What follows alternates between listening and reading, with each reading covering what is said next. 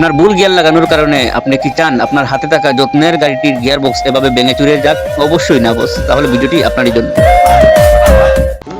Hello friends, আসসালামু আলাইকুম, welcome to my YouTube channel. আরেকটি নতুন ভিডিও নিয়ে আপনাদের সম্মুখে হাজির হয়েছি আমি মুমিন মেকানিক। তো ফ্রেন্ডস, আজকে যে সমস্যা নিয়ে আপনাদের সম্মুখে কথা বলবো সেটি হচ্ছে গিয়ে গিয়ার বক্সে যখন হাইলো করবেন তখন হাইলো করলে কি সুবিধা বা হাইলো না করলে কি সুবিধা, সেই বিষয়টা আপনাদের সম্মুখে তুলে ধরবো। তো ফ্রেন্ডস, আপনারা দেখতেছেন এখানে হাইলোর দুটি পাইপ আছে।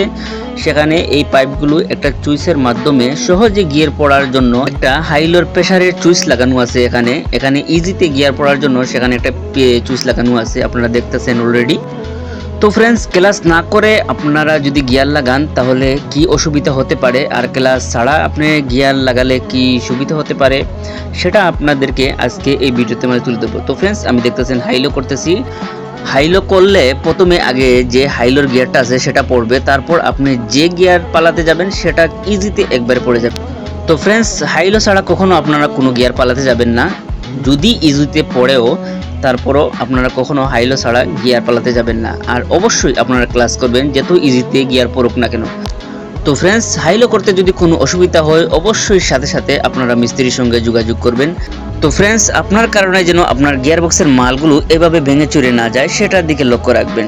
তো আপনার মূল্যবান গাড়িটি চলুক ভালো মতে, সেটাই প্রত্যাশা করি। আসসালামু আলাইকুম রহমতুল্লাহি ওয়া বারাকাতুহু।